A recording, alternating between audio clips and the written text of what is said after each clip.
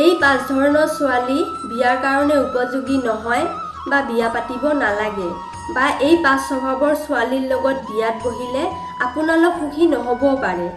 বিয়া হ'ল আমাৰ মানৱ জীৱনৰ এটা বহুত ডাঙৰ বিষয়, কাৰণ জীৱনত বিয়া এবাৰেই হয়। নিৰ্ভয়ে বিবাহিত জীৱন যাপন পালন কৰাৰ কাৰণে সকলো মানুহ আগ্ৰহী। দাম্পত্য জীৱনৰ কথা চানেকৈ বহুত সুন্দৰভাৱেই কৈ থৈ গৈছিল। এতিয়া আমি জানি লওঁ কোন 5 স্বভাৱৰ ছোৱালীক বিয়া পাতিব নালাগে বা বিয়াৰ বাবে উপযোগী নহয়। জানিবৰ বাবে ভিডিঅ'টো সম্পূৰ্ণ চাব আৰু ভাল লাগিলে লাইক এটা কৰি আমাৰ মনোবল বৃদ্ধি কৰিব। সকলো সমাজত বিয়াৰ বাবে এক নিৰ্দিষ্ট নিয়ম কানুন আছে। তাৰ পিছতো সংসাৰ ভাঙি যায় বা অশান্তি দেখিবলৈ পোৱা যায়। সংসাৰ বেয়া হয় বা ভাঙি যোৱাৰ একমাত্ৰ কাৰণটো হ'ল বিবাহৰ ভুল সিদ্ধান্তৰ বাবে। চানেকৈ সমাজত এই সিদ্ধান্তবোৰক বেছিকৈ গুৰুত্ব দিবলৈ কৈছে। কেনে স্বভাৱৰ ছোৱালীৰ লগত বিয়া পাতিলে ভাল হ'ব বা কোনবোৰ ছোৱালীৰ লগত বিয়া পাতিলে বেয়া হ'ব, এই সকলো কথা চানেকৈ কৈ থৈ গৈছে। তেনেহ'লে আমি জানি লওঁ কোনবোৰ ছোৱালীক বিয়া পতাৰ বাবে উপযোগী নহয়।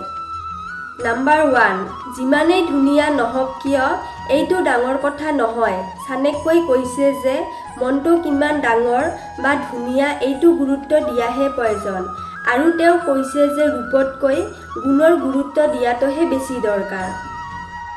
নাম্বাৰ 2, পৰিয়াল পৰিচয়।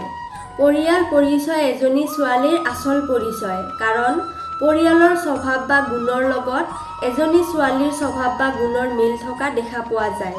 সেইকাৰণে এজনী ছোৱালীক বিয়া পতাৰ আগত তেওঁৰ পৰিয়াল বা তাৰ ওচৰ চুবুৰীয়াৰ স্বভাৱ চাই বুজি ল'ব লাগে। নাম্বাৰ 3, খং কৰা বা সন্দেহ কৰা।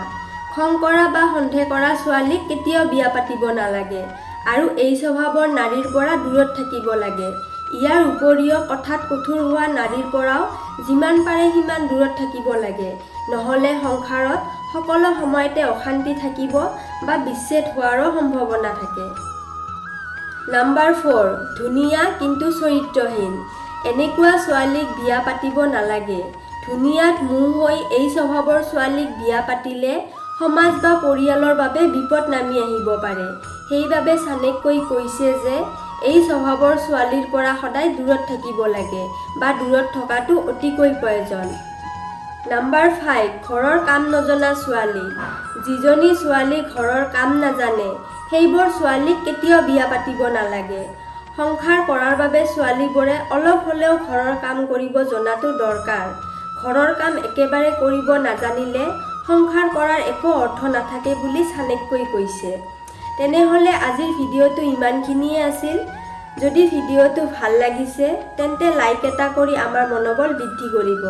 লগতে আপোনাৰ বন্ধুবৰ্গৰ লগত ভিডিঅ'টো শ্বেয়াৰ কৰিবলৈ একেবাৰে নাপাহৰিব। তেতিয়াহ'লে আজিলৈ ইয়াতে সামৰিছোঁ।